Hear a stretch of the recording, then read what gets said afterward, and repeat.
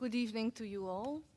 It's really a pleasure to be here at this happy occasion where we indeed organize, on the one hand, this 3-day conference of the European Architectural History Network, and on the other hand, co-produce together with Beaux-Arts this evening lecture by Beatriz Colomina. Before introducing Beatriz Colomina, let me say a few words about the European Architectural History Network. This is a network that has been established some 5 years ago, originally intended to be a chapter of the American Society of Architectural Historians, SAH, but then we decided we could as well found an organization of our own, and it's indeed turning out to be a very successful thing. We have had a first conference 2 years ago in Guimarães, a first full-blown conference, let's say, international conference. This year in Brussels, again, we are very pleased to see that we have a turnout of about 150 speakers and 150 other participants in this conference, so more than 300 registered participants. We call that quite a success.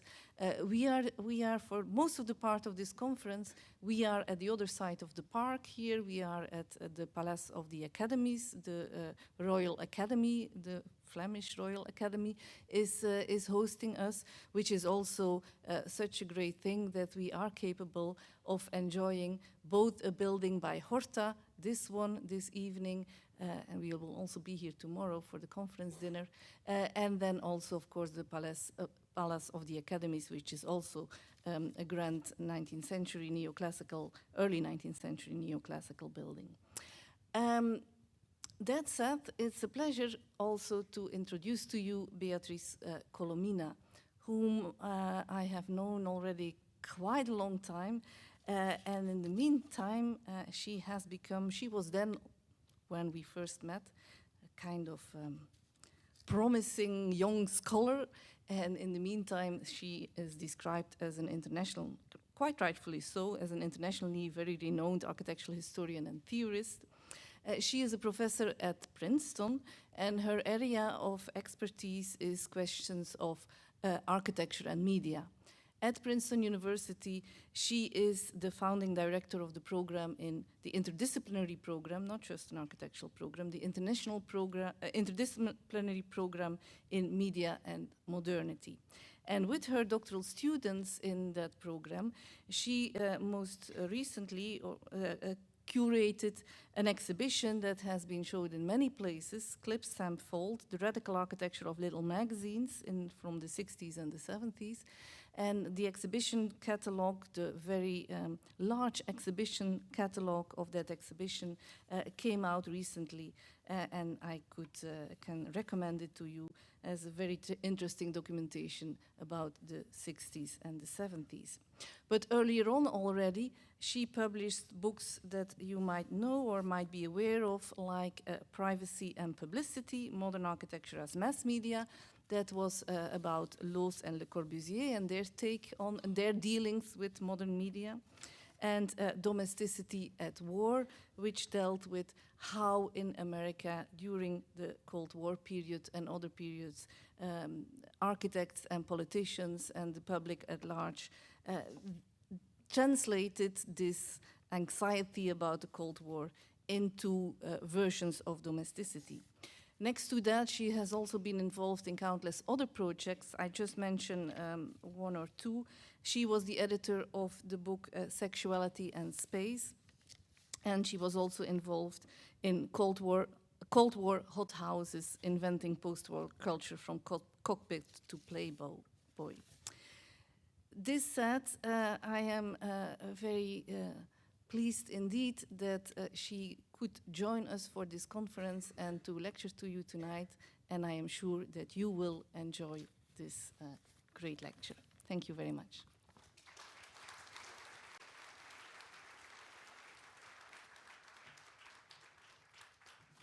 Thank you very much, Hilde. It's really very nice to be here. I'm very grateful to all of you for your invitation to the Beaux-Arts Architecture, to the great AHN, the new network of Europe, so much more stylish than the SAH. So great to be here in such a magnificent city. You cannot beat that. I'm also very grateful to Hilde, who, as you remember correctly, was the first one to invite me to Belgium. Actually, I lectured in Leuven quite early on. I think I was still working on my dissertation. I seem to have come to this part of the world earlier than anywhere else, when I was like just basically, well, like many people in this conference, like kind of writing your dissertation and having kind of your first ideas about what you are doing. But for some reason, I ended up coming here to Leuven and also to Delft with Max Rislader and to other places. So I have this connection to this part of the world. And also working in this incredible building, I was reminded suddenly how it was precisely in the first year of architecture school in Valencia, which was of course a polytechnic school. So rather, you know, the first 2 years you share classes with the engineers. It's a very technical school, 6 years of professional training. I have no idea I will become in the end a theorist or a historian or whatever it is that I am, but it was for sure, and I remember it distinctively today walking through this space, in a first year in a class of art history by a woman called Trini Simon, who taught this beautiful class, and she became so animated when she started talking about Horta that I have the first intimation that maybe this was one way to go. And, you know, here I am, I guess. So, towards a posthuman architect, this became, it was part of a request to think about the question of the global. It didn't come from architecture, it came from the art world.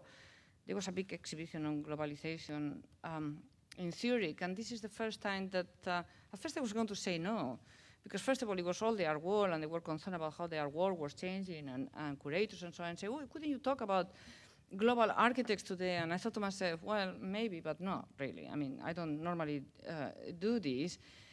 But then, all of a sudden, I remember a map that Le Corbusier publishes very late in his life. It's actually his very last book, his last retrospective book, this book, L'Atelier de la Recherche Partielle, which in English is translated sometimes as My Work and sometimes as Creation is a Patient Search. It's 1960, it's 5 years before he dies. And then he published this full double-page map of global flights, which he probably has taken from an airline, from Air France specifically, because as you can see, the center of the world is Paris, right? How did that happen? But what is beautiful is that underneath this map, he writes, the world now has 24 hours at its disposal. Let me put it here so maybe you can see a little bit more. The world now has 24 hours at its disposal. Marco Polo took its time. Nowadays we say, here are your papers, sir, your contract and your airline ticket. Leaving at 6 tonight, you will be in the antipodes tomorrow. You will discuss, you will sign, and if you wish, you can start back the same evening and be home the next day. And you know, this is the beginning of this paper, is this map that I always remember of Le Corbusier, and this quotation that has made me think for a long time. So it's kind of an unraveling of this. Because in fact, air travel was revolutionized in the late 50s with the arrival of commercial jet airlines, the Caravelle, for example, and the Boeing 707, introduced by Air France in 1959, cut flying time precisely in half, with the company claiming the 2 best jets in the world and the largest airline network, then covering 350,000 kilometers. Of course, Air France had a monopoly on air flights in France, unlike other countries. And let me tell you, this is something that interests me. It's not so much related to the topic, but not only jets are becoming really fast, but they are also domestic, which is also fascinating to me. Advertisements of late 50s airplanes present this airplane as a new kind of living room with this kind of triplets there, for example, playing playing with the stewards. But it's just not only space that has collapsed with the introduction of rapid air travel, but time has expanded. That's why Le Corbusier says the architect now has 24 hours at his disposal. Le Corbusier already foresees the implications of this new condition for the architect. Practice is no longer local, and time is continuous, which is, of course, now almost a banality, with architectural offices with outposts in several places or in several cities around the world connected through the internet and video conferencing are working, in fact, 24 hours a day, as Le Corbusier will say, with the office, for example, of Stephen Hall in Beijing picking up, and he told me that story. I interviewed a number of architects about this, picking up a project that the New York office has been working on the day before as the New York office goes to sleep and so on. Then Beijing works, and as they go to sleep, they send it back to New York. And it's not just 24 hours, but it's also every day of the week. As Bernard Tschumi, who is another architect that I interviewed about this new condition, and he put it this way: now you work around the clock 7 days a week. In Abu Dhabi, he say, for example, Sunday is not a holiday, so you make sure you travel on Saturday and you work on Sunday. Le Corbusier saw the collapse of this collapse of traditional space and time as nothing less than the emergence of a new kind of human. En route to India, in his favorite airplane seat, he notes, January 5, 1960, I am settled in my seat, by now at choir, number 5, alone, admirable, one-match seat, total comfort. In 50 years, we have become a new animal in the planet, right, on the planet. So this is what I talk about when I talk about a new or a post-human. The architect has become, or not only the architect, but we have become a new animal on the planet. This post-human, for Le Corbusier, of course, is an animal that flies, and the airline is its efficient nervous system, and its web is covering the globe. And in case you think that this idea of the efficient nervous system, I made it up, or I kind of pick it up from McLuhan and projected onto Le Corbusier, let me show you that Le Corbusier already in 1929 wrote in Precision, this American country, this is when he went to South America, is dimension for the plane. It seems to me that the airline networks will become its efficient nervous system, which you can compare clearly with 1964 Marshall McLuhan, Understanding Media. Today, after more than a century of electric technology, we have extended our central nervous system itself in a global embrace, abolishing both space and time as far as our planet is concerned. In any case, this hypermobile architect is a symptom of a globalized society in which humanity will be necessarily transformed, in Le Corbusier's view. Nearing the end of a massive set of continuous flights, Le Corbusier's wrote, November 30, 1955, 10 p.m. Paris time equals 6 a.m. Tokyo time. He's always, wherever he is, he's always like, what time is in Paris, right? 10 p.m. Paris time equals 6 a.m. Tokyo time. We will arrive in 2 hours, 50 hours in a plane. One could write a condition humaine on the basis of discovering and revealing airplane flight. Of course, already in 1923, in his most famous book, Bergine Architecture, he had already written about the airplane as a product of high selection. Here is, of course, Bergine Architecture, and this is catalogs of Farman, where he is picking up images. This is part of, actually, of my dissertation. I kind of took the junk mail for my dissertation, all the things that people thought that they didn't amount to anything, because were all these catalogs, and they were kind of in a box there that nobody looked into.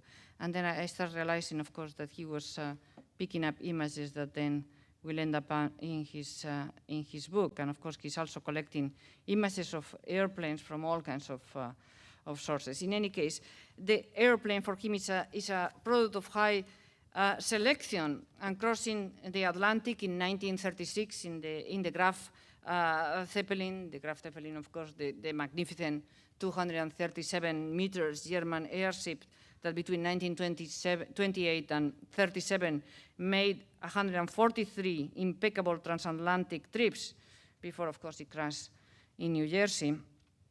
There is Le Corbusier crossing the Atlantic in 1936 in the Graf Zeppelin, and he said he had discovered a new fauna. So again, the new fauna, right? The machines, which include this fountain pen that you put in your pocket, as well as the airplane that handles the overseas transports of people and letters, and which includes this Zeppelin, in which I'm writing this very moment. I just had a look at the enchanting interior skeleton of the air vessel. What are its laws? Precise, dramatic, rigorous economy.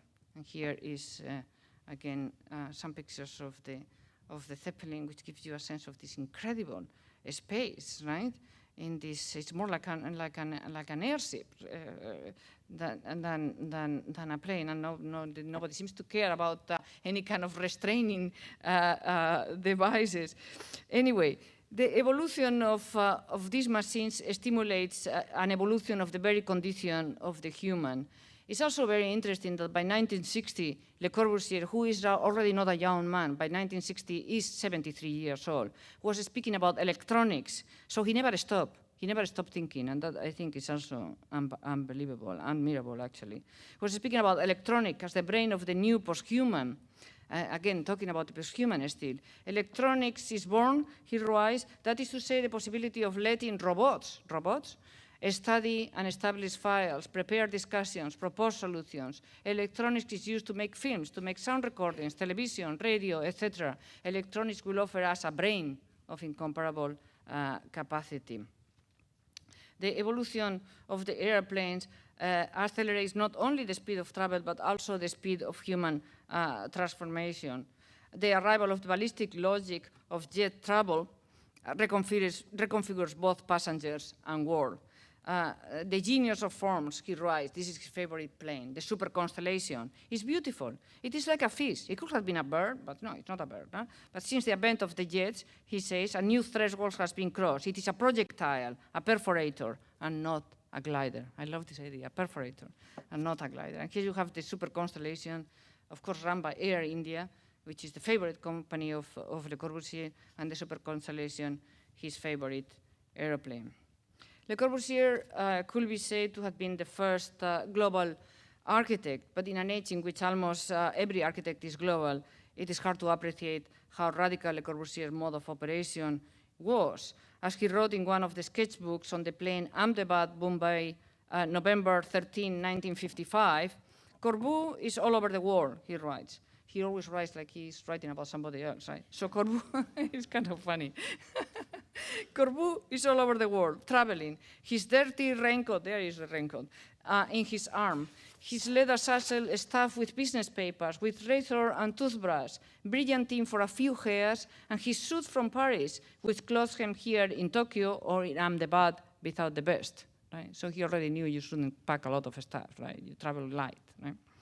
Starting in 1951, when he was hired as a consulting architect by the government of Punjab for the construction of the new capital of Chandigarh, here you have him with the map, Le Corbusier went to India a total of 23 times, traveling twice a year and staying over a month each time. So the pace was considerably slower than what he had suggested in 1960, when he said you could go to the antipodes and come right back. No, he's taking his time. Here is with the great engineer Verma and with his cousin Pierre Jeanneret.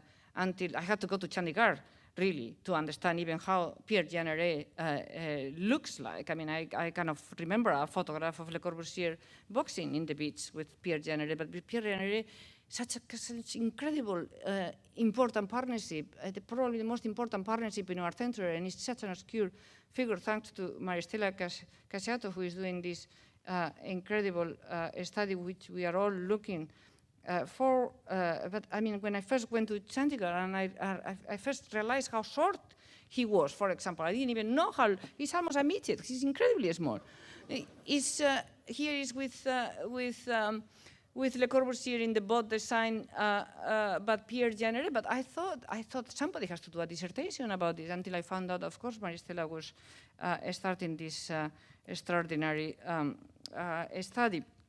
So here he is, anyway, this is all on the side, with Pierre Jeanneret in the boat designed by Pierre, and here with Jane Drew, who of course was with Maxwell Fry, and here is Maxwell Fry, two kind of lying down and resting in Chandigarh. Of course, they were very involved also in the construction of all the housing and so many other things.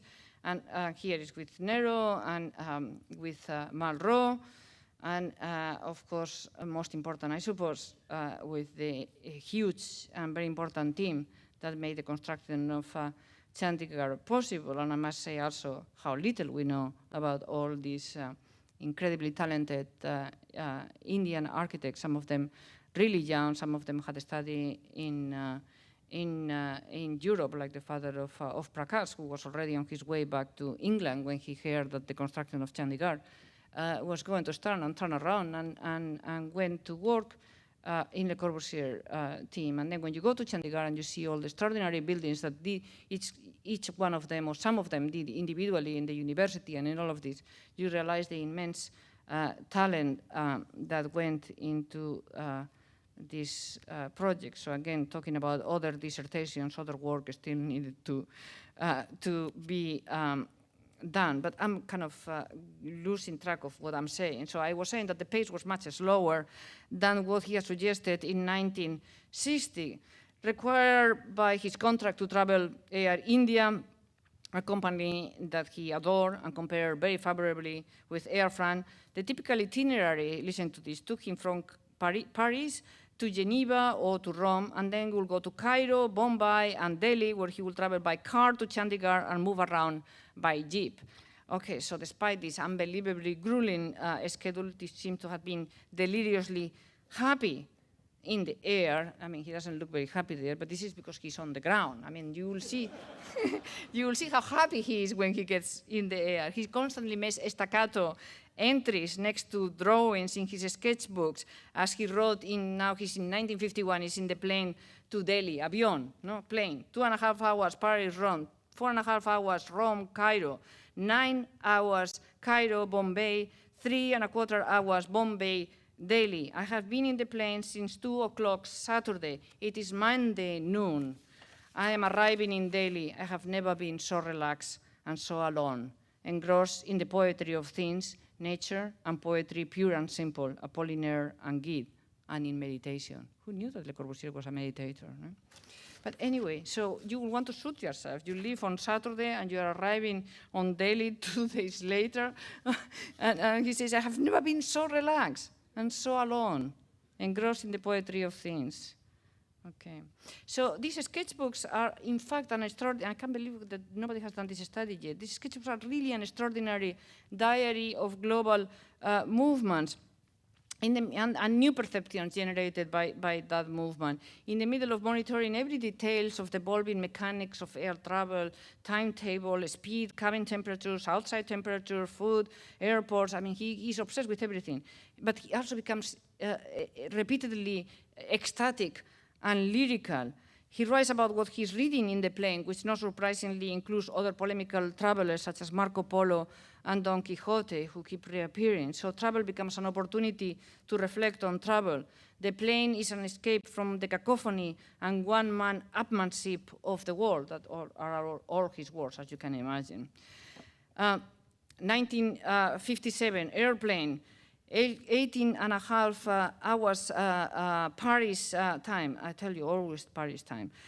In this really atrocious, crashing life that I had been leading for so many years, those first 6 hours in flight had been paradise. I am alone with myself, free. I read, I think. They offer me some whiskey. 1, then 2.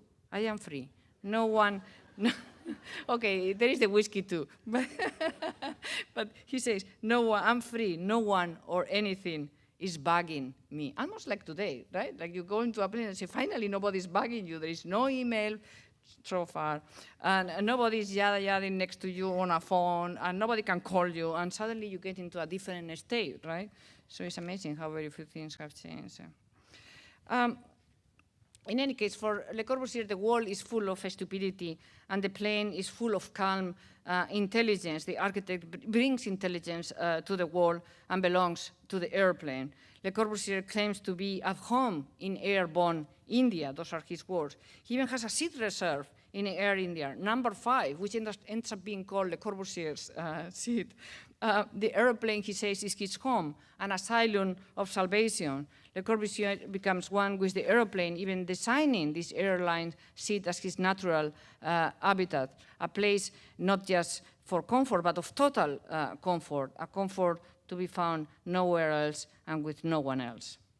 Zurich, 3/3/1961.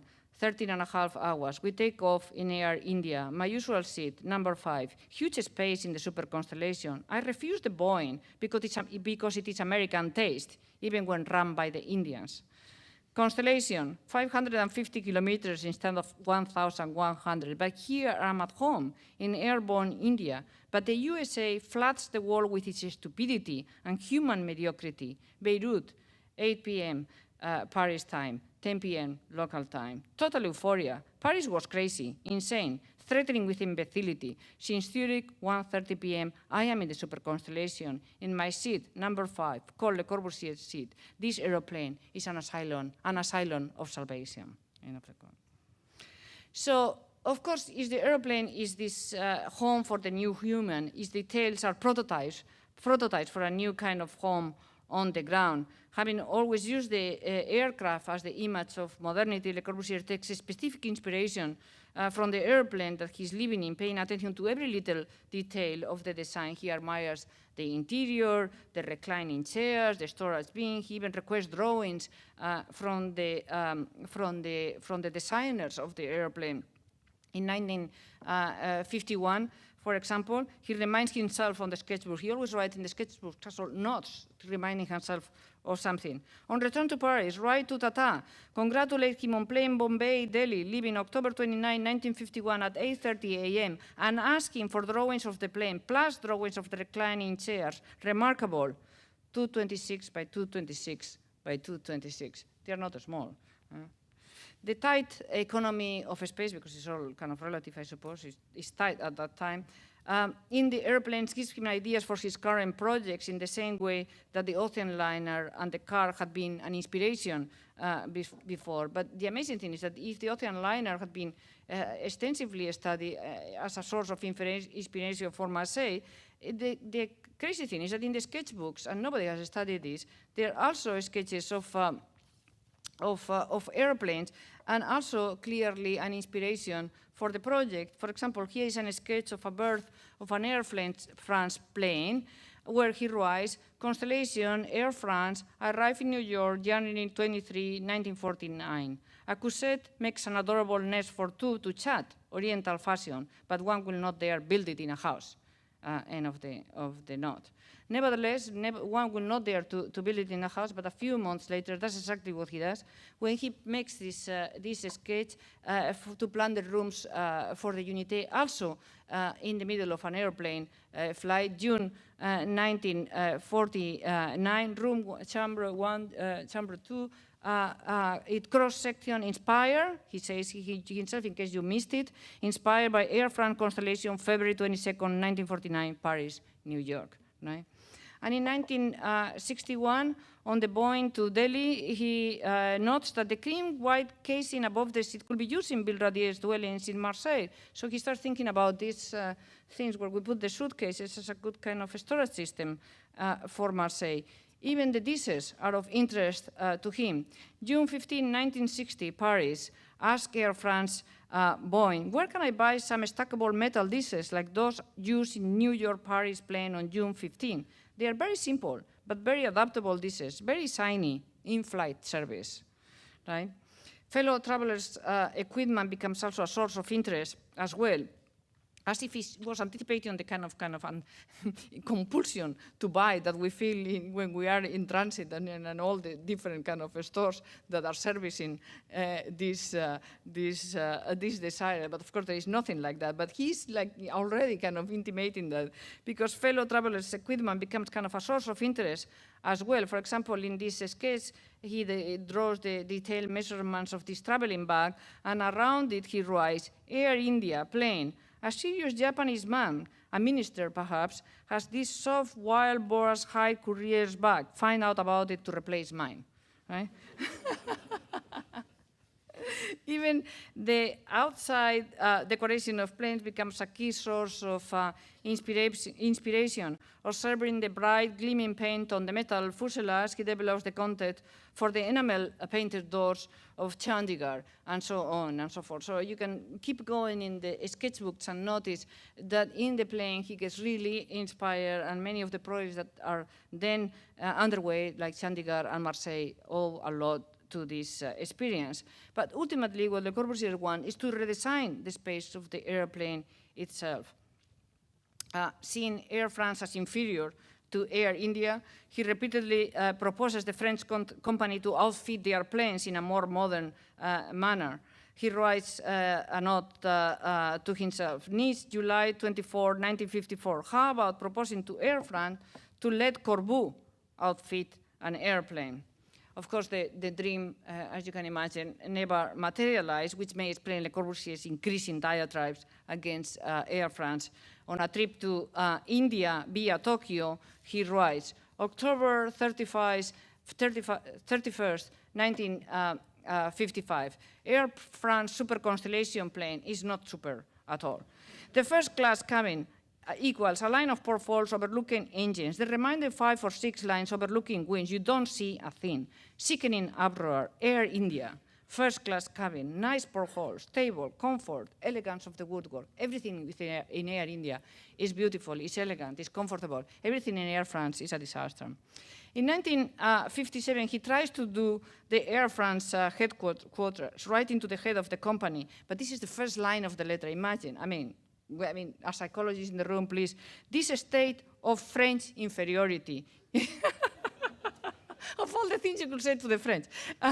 This state of French inferiority, if Le Corbusier does Air France, equals international activity. Needless to say, he didn't get the contract. But in fact, Le Corbusier's real ambition seems to have been to design international activity itself. Le Corbusier's fascination with jet travel and the new space of global airline networks grows out of the relentless fascination with global communication that you can say that structured his career from the beginning. Because even before transatlantic air travel became possible, Le Corbusier was already dreaming of a global practice through publication. In his journal, L'Esprit Nouveau, you can see here the first numbers. This is the journal that he publishes between 1920 and 1925 with Amadé Osanfan, and at the first 4 issues also with Paul Dermet. He published a map of the world at a certain point, number 17, 1922, a map of the world which has the location of the subscribers to the journal, and you can see that reaches 5 continents, with dots, of course, particularly in France, but also all over Europe, but also in several countries in Africa, in Asia, in North and South America, and even in Japan. You can see a lot of black dot there in Japan, and even in Australia, but not in India yet, of course.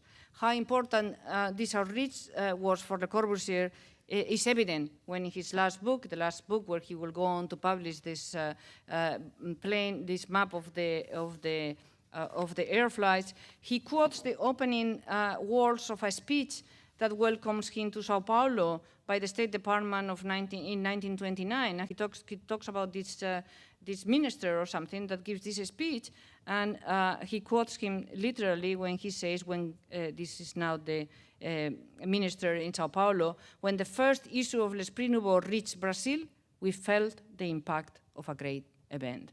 Right? So his publications had preceded him, even made the invitation to lecture possible in the first place. How would they know about him, right? In reverse, the tour in Latin America generated his book Précisions. These are the books, of course, that came out of L'Esprit Nouveau. And the tour in Latin America, of course, generated, as is well known, the book Précisions, which came out of the lectures he gave in Latin America. Here he is in the Lutetia, coming back from this trip, where he managed to upgrade himself to, I mean, don't we know all how to do that now? So he managed to upgrade himself to a first-class cabin and managed to write the book on the return trip. So basically what you see here is that publications generates trouble that generate publications, and in the middle of this cyclical engine, projects are also produced. From the late 20s on, Le Corbusier was repeatedly in South America lecturing and making urban proposals for Buenos Aires, Montevideo, Rio de Janeiro, Bogotá, and ultimately developing projects such as the Ministry of Education and Health, even if he didn't in the end did the project, but build the building, but he did the project, the Cité Universitaire of Rio, the Currucet house of La Plata, one of the best houses of Le Corbusier in La Plata near Buenos Aires, and the, of course, unbuilt Errázuriz house in Chile, among others. In his first trip to South America in 1929, Le Corbusier took his time, traveling by ocean liner to Montevideo and Buenos Aires. He's supposed to have met Josephine Baker in this trip, and here he is in this kind of costume party. One could do a study about why is he always he likes to dress as a prisoner, right? But never mind. And he also is supposed to have some story with Josephine Baker, which kind of, this is one of these notes that gives you in, if you read it backwards, you see that this is one of these notes that give you in ocean liners about some event that is happening in the boat later on, and there he does this drawing with Josephine. But anyway, this is not the point. The point is that he took his time. He went by ocean liner to Montevideo and Buenos Aires, and then mostly by plane, accompanied, this is astonishing, but such pioneer aviators as Joan Mermoz disappeared in 1936, and Antoine de Saint-Exupéry disappeared in 1944. And I put this image here, I mentioned the fact that they actually disappear, because this is an incredibly risky thing that Le Corbusier was doing in 1929 to fly with these guys. So you have to kind of see these characters there to kind of understand where we are, right? In any ways, he spent a lot of time there. He fly with this with Mermoz and Saint-Exupéry and stay from September to December in Buenos Aires, Sao Paulo, and Rio de Janeiro. Here he is in Rio and coming from the beach with his kind of how do you call that? With his robe and everything. He's having a good time. And with Monteiro de Carvalho in front of the Pau de Azúcar, etc. It was also during this first trip that he developed the first sketches for the plan of Rio, 60 kilometers of elevated highway with housing underneath. Every time I go to Rio, I said, oh my God, thank God he didn't do that, right? Not let alone the fact that living under a highway, but when you look at the landscape, you say, what was he thinking, right? Anyway, he returned in 1936, traveling in the Graf Zeppelin, as I said before, between Frankfurt and Recife. The flight was 68 hours to Recife alone. Oscar Niemeyer described him arriving like a god, first off to step off the Zeppelin after a very rough landing that had worried the local architects eagerly waiting for him in the hangar. So all the architects that were part of the project of the Ministry of Education and Health went to pick him up in this hangar for the Zeppelin, like 50 kilometers away from Rio. And this is this Zeppelin that has to stop in Recife and then go to Rio, and somehow, I don't know what happened, but he had a terrible landing, and they were all concerned that he was going to die, and they opened the door, and the first one to come out is Le Corbusier, of course. Right. And this is something that also Oscar Niemeyer wrote at a certain point. I went to meet him. Le Corbusier descended from the air, a mighty god visiting his pygmy worshipper. Ouch. Just in case they had any kind of, they were not clear about what was going on. Le Corbusier published lecture and work all over the world, developing urban plans, some of them unsolicited, actually I would say most of them unsolicited, and almost all of them unrealized too, for places like Algiers. Oh, sorry, this is the Zeppelin, which 1 year later, after the Corbusier's trips, kind of crashed all over, burned all over New Jersey, and that was the end of the Zeppelin, which already kind of brings back the question of how Le Corbusier is always kind of taking risk, obviously. I mean, when I was doing the research in Fondation Le Corbusier, there emerges a letter in the 20s from Karel Tiger that is trying to invite him to give some lectures in Czechoslovakia, and he's like, oh, it's November. Why don't we wait to the why don't we wait to the spring when and this is the early 20s. Airline flight has just been established. It's being established in Europe. It's so early. It's crazy, right? And he says, why don't we wait until the spring when the weather will be good and I can fly, right? So just anything to fly. Anyway, I was saying that Le Corbusier published lecture and work all over the world developing urban plans, some of them unsolicited and most of them unrealized, for places like Algiers, Stockholm, Moscow, Buenos Aires, here's Buenos Aires, Rio de Janeiro, Paris, Zurich, Antwerp, Barcelona, New York, Bogota, here is with some people in Bogota, developing the plan for Bogota, Saint-Dié, Marseille, Chandigarh, etc., and etc. This is astonishing if you put that in a map. This is an incredible outreach for somebody of his generation.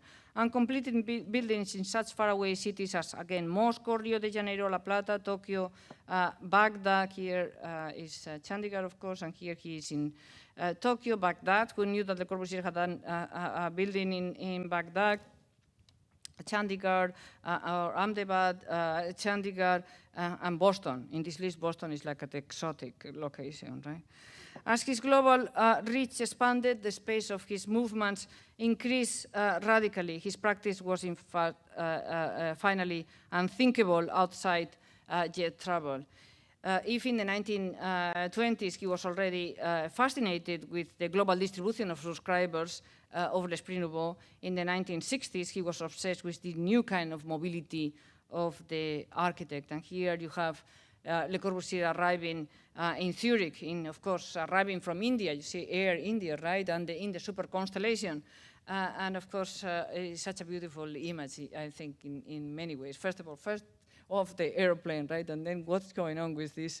I mean, not only the handshake is beautiful, but look at the line of sight. I mean, something is going on there, and something is going on here probably too with Heide Weber. He seems to be used in the airport like an office, right? Like so, because he had to stop in all these places. He will meet in Zurich with, in the airport itself, with Heide Weber. He was doing the gallery for her, and with Boiseger, his publisher. But even before this moment, you can go back to Le Corbusier's architectural education, because it also consisted of traveling. Speaking, as he often did in the third person, he writes, at 19, Le Corbusier sets out for Italy, 907 Budapest, and then Vienna, Paris, February 908, 1910 Munich, here he's with Klipsten in Munich, then Berlin, 1911, knapsack on back, Prague, Danube, Serbia, Romania, Bulgaria, Turkey, parentheses, Constantinople, Asia Minor, 21 days at Mount Athos, Athens, Acropolis, 6 weeks. Apparently, not only he was 6 weeks, but he went up to the Acropolis every morning at sunrise and came down at sundown. Such, he says, was Le Corbusier's school of architecture. It had provided his education in opening doors and windows before him and into the future. End of the quote. Le Corbusier draws, this is a drawing of Klipsten of Le Corbusier in the Acropolis, and here he is in Pera. This is Le Corbusier on the right with Klipsten. Le Corbusier dressed as an odalisque. Again, somebody could do something about Le Corbusier and his costumes, right? I mean, why don't people do more interesting, more funny dissertations so we can laugh more? Le Corbusier draws a map of his journey, publishing it repeatedly from 1925 on until the map of the air travel takes over. So the path of the solitary student gives way to the nervous system of a new kind of human with the airplane networks. Global education is the next part. That's very much shorter. So if international travel was the architectural education of Le Corbusier, who never went to architectural school, as probably you know, in the 1970s, under the leadership of Alvin Boyarsky, the Architectural Association in London became the first, you can say the first truly global school of architecture. Boyarsky, who came to the AA from Canada via Chicago, used to boast that the school included the students and faculty from 30 countries, and that he was already keeping count indicates a high level of self-consciousness. I mean, I noticed also that in the booklet of the AHN, it's also named and mentioned the number of countries that people participating in the conference are coming from. So I guess we are still in this. We still cannot believe it. How many people from how many different countries can be in this place today? So this is AA. Students and faculty from 30 countries. Boyarsky, as director of the International Institute of Design, which he founded, coordinated from his kitchen table in Chicago the first summer sessions that took place in London, and they were housed in different places. The first one was at the Bartlett in 1970. This summer school program brought together architects and students, again from 24 countries in Boyarsky's account.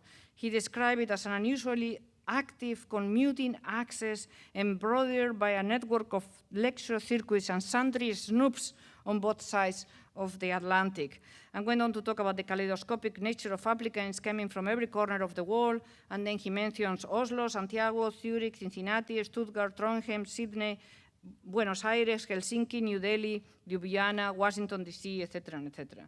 By the next summer session in 1971, the outreach has expanded even further to include Tokyo, Lima, Ankara, Guadalajara, Brisbane, Ahmedabad, Yokohama, Stockholm, Chicago, etc. The faculty was also thoroughly international. There were people, of course, from the United States, but also from the Soviet Union. Don't ask me how they got out. Canada, Cuba, Argentina, Australia, Algiers, Italy, Switzerland, France, the Netherlands, Germany, Japan, the UK, etc. And included such figures as Arata Isozaki, Hans Hollein, Nicolas Cabraken, Adolfo Natalini, Jonah Friedman, Charles Jeng, Juan Pablo Bonta, Stanislaus von Moos, Peter Cook, Andrea Branzi, Germano Celan, Cedric Pride, Gordon Pass, James Stirling, Rainer Banhan, and on and on, right? And of course, this is the beautiful cover of AD of the summer session. You can recognize some people like Leon Krier here, or Maxwell in the front, or Tony Bidler over there, etc. As if to emphasize the internationalism of the school, the advertisement for the summer session in 1972 had this multiple exposure image of an airplane. It's actually a very slick de Havilland Comet is taking off. The logo of the school was also the front elevation of an airplane, the machine that made it all possible. The new Boeing 747 will soon become the fetish of a whole generation of students and teachers. Students such as Paul Sheffer, for example, did his diploma thesis on the AA, at the AA on the 747, and many faculty from Dennis Crompton to Bernard Tschumi obsess about its modernity, speed, size, comfort, and affordability, as if they were describing an ideal building. They still go on and on about it. Just ask them, you know, tell Bernard Tschumi, how about the 747? And it's like pushing a button. They go on and on and on. Because it kind of transformed their life. It made it possible for them. I mean, you know, there was also this thing that we don't realize now, but it was faster to go to London, as Bernard told me at that time, or to any place, because there was no security, and also the planes were flying with many less people, right? And much faster. There was not all this thing about conserving petrol and whatever. So you could do New York, London in 5 hours, and also you could run to the gate, because I did that myself. I remember perfectly well arriving always in the 11 hour and running the TWA terminal to the plane and arriving just as the door was closing, and nobody cared, right? I mean, there were no controls or anything like that. And then there was a standby, right? There was standby that you pay very little money, and then you went to the airport, and maybe you got in, or maybe you didn't get in, right? So again, no security. If there was a seat, then you got in, and maybe you had paid only $100 for your ticket. So that is all changed radically the possibility of movement for students and faculty alike. But it was not just jet travel that brought them together, but in what seems to be an anticipation of the more contemporary situation of electronic social networking, Boyarsky speaks of the success of the summer sessions as cheered on particularly by the global village service in chats and by the example of the linking up forays performed by the optimists on the London scene. Precisely because media and the airplane were linking the most distant places on Earth, occasion for first-hand contact and exchange had become very important. As Boyarsky put it, the objective of the summer sessions was simply to provide a forum and a platform in an optimum setting, an opportunity for cross-fertilization, interchange, and first-hand contact. Right? Elected chairman of the AA on the basis of the extraordinary success and, in a way, allure of the summer sessions, Boyarsky extended the same formula to the school itself, and what had been a very British school that was well known through its publications of the faculty, like Archigram, but also little publications like the ones that we discovered doing the Clipperstown Fall exhibition, like Street Farmer or Ars, you know, a student, yes, as architects for a really socialist environment or whatever you want to call us, right? But it's also funny because if you think about this period, you know, they have people teaching at the A like Peter Cook and the whole Archigram thing and Peter Smithson, and you would think the students were in awe of all this. But no, they are doing their own magazine, and if you look closely, they are criticizing their faculty too, right? But in any case, this is a school in which all the students practically, the majority of the students were British, right? And they were getting grants from the government. And it was known throughout the world through the publication, but it was really a very British school that became truly global in this period. The school inaugurated a new form of pedagogy in architecture where the objective was not to educate the student architect in the profession. Boyarsky thought that this was something that you could be learning in an architectural office, but to immerse the student in a global conversation. The AA had also the first commuter teachers from 1976 onwards. Bernard Tschumi, for example, said he went from London to New York every 2 weeks, something that would have been impossible, of course, without the 747 and the standby and all these other things. And Rencourt has the same and many others. So this is the beginning of the commuter faculty. But it was not just the faculty at the AA, which was international and mobile. In the mid-70s, Margaret Thatcher, then Secretary of Education, took away, thank you very much, the grants that the British students used to receive to support their studies at the AA. The AA had refused to become part of the university, and thus the price they pay is that the British students could not get grants anymore to study at the AA, so the result is they didn't. They will go to the Bartlett or whatever, right? Alvin then had to travel around the world to places like Malaysia, Japan, and Korea to recruit students, and of course the internationalism of the school grew exponentially. This is a page with the countries that were studying at the AA, that the AA sent me recently. This is 1972, and there you have, I don't see anything, you probably see even less, no? Argentina, Australia, Austria, you see? Yeah, oh great.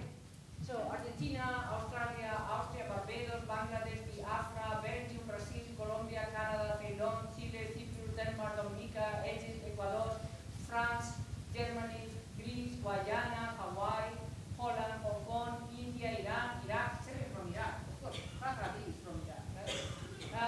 Iris, Israel, Italy, Jamaica, Trinidad, Japan, Lebanon, Malaysia, Mexico, Norway, Nigeria, Pakistan, Portugal, Rhodesia, Romania, South Africa, Spain, Sweden, Switzerland, Tanzania, Thailand, Turkey, Venezuela, the Soviet Union, Zambia, and the United States. So incredible, the amount of countries that all of a sudden are represented at the AEA, a school that the year before or 2 years before was totally British.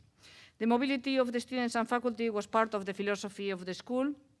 Boyarsky himself claimed he didn't have a base, despite the fact that he was the chair of the AEA and was actually living in London. I don't have a base. He wrote, I move around the world so that I always think of my activities as being involved with international events. Eventually, Albin was rarely to be seen outside the school. The international network he had cultivated through his own travel now traveled to the AEA. The school itself became a compacted global scene with publications streaming back out of into the world. As Fred Scott wrote in the prospectus of the school in 1981, never has a head of a school inhabited the Belfort Square premises as intensively as the present incumbent. To paraphrase a yellow Canadian, the building seems at times to be an extension of his central nervous system and at times he of theirs. Right, okay, so here we are again with the central nervous system. Of course, the fellow Canadian is Marshall McLuhan. What Le Corbusier called the new nervous systems of the airline network becomes the nervous system of the school itself. And as with Le Corbusier, what started as an exchange and diffusion of ideas eventually turns into actual projects. The AEA generation that circulated ideas in teachers and books will form the core of a new generation of global practitioners. Some of the best and more mobile teachers, people like Rem Koolhaas or Bernard Tschumi and their students, Stephen Hall, Zaha Hadid, etc., will lead a generation, an international avant-garde, if you want, with major projects throughout the world. A new generation that grew up trafficking in ideas is now trafficking in projects. The globalization of the avant-garde architectural practice was parallel, it may be perhaps worse to note this now, by global corporate practices. People don't realize that firms like SOM and KPF were in China were before Rem Koolhaas or Stephen Hall were in China. The first, SOM was the first firm in China, actually, and corporate Australian firms were the first ones in Abu Dhabi. As Bernard Tschumi put it to me, that was an economy of business, and now we have an economy of ideas. The same clients that will call SOM 30 years ago now will call a much younger firm. Maybe, or at least some of them will call a much younger firm, that's clear, because even a younger, much younger generation of architects, people like Asymptote, for example, Hani Rashid and Lisanne Couture, who have never, ever built anything in the United States or in Europe, right, have no problem has no problem building buildings in Dubai or in Abu Dhabi, like the Jazz Hotel here of Asymptote, or think about foreign office architecture of Alejandro Zaera-Polio and Farshid Mousavi, who won this competition for Yokohama and actually managed to get it built. And it's also related to the AEA. You know, this is a really fascinating story, because I didn't realize that, but these guys were really, really young and were teaching at the AEA when, what was his name? The guy that went after Albin Boyarsky. Well, anyway, he also wanted to have publications, and they are teaching there at the AEA, and he says to them, not only to them, but all other the young kids that were teaching at the AEA, you should enter this competition, so when the projects, when you have the projects ready, we could do a publication. And they, you know, enter the competition never thinking that they will win. They have no idea that they will win. They have not even dreamed that they will probably, that they were so realized that they won, right?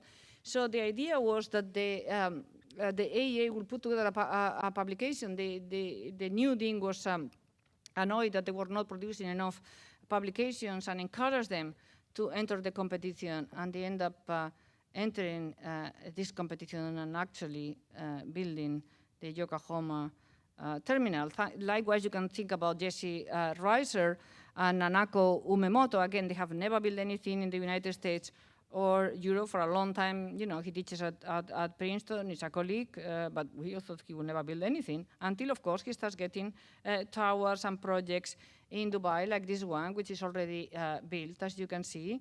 And this airport, in Sichuan, in China, which is also kind of apparently going forward.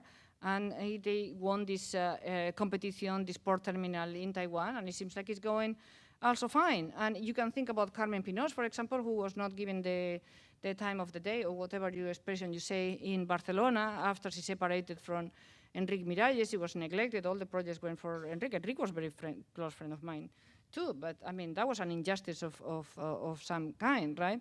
It has to be in Guadalajara, in Mexico, that they will give her the commission for this wonderful building of the Cube Tower. And here is the model that is now at MoMA, but MoMA may now have the project, but without Guadalajara, they would not have been a project. What I'm trying to say is that real opportunities for a younger generation are happening very far away from the traditional centers of power. China, the Emirates, Latin America have become places for testing ideas. Whatever you think about these ideas, they are places where people are taking risks and where young architects are experimented and where new figures are tested. Very often, by the way, it's also related to education, because when I talk to all these people, how do you get this contract? You end up always with a student. So this one, the Guadalajara, was a kid that was studying in Barcelona and then had been working in the office of Carmen, and then they go back and they know someone that wants to do something, and they will go for a name architect, and the students say, well, why don't you give it to my teacher, because he will do a good job and it will cost you less. And same with Jesse Reiser, same with Asymptote, same with almost everybody, even people like Bernard Toomey. So it's also interesting that the connection usually happens through a student. One form of travel, in other words, is exchange for another across generations. These new sites of productions are not only experimenting with young architects, but are also experimenting with new forms of diversity. Just as the student population of schools has become radically diversified in recent years, women architects, for example, are increasingly commissioned to do major buildings, but not in Europe and in the United States, but in distant countries. I mean, you can be an architect in Europe and good luck, women architect, and good luck with that, right? But I mean, for Carmen, for example, in Barcelona, nothing, right? But in Guadalajara, no problem. All these firms that I have mentioned include very strong women like Nanako Umemoto or Lisanne Couture or Farshid Mousavi. So they take risk. We don't seem to be capable of if that is a risk anyway. It's not a risk, whatever. Okay, so what I'm saying, so they are increasing. So the most radical work now appears continents away from the traditional size of academic and professional power. Even the most ordinary local commission has become infused with extraordinary global forces. The new economy of global movements envisaged by Le Corbusier and Prototype in his own operation has become normalized. The new kind of human he designed for, as if designing for himself, has become the generic client. Everyone moves in countless networks, from computer to cell phones. You no longer have to get on a plane. Everyone is already in seat number 5, a window seat. Thank you very much.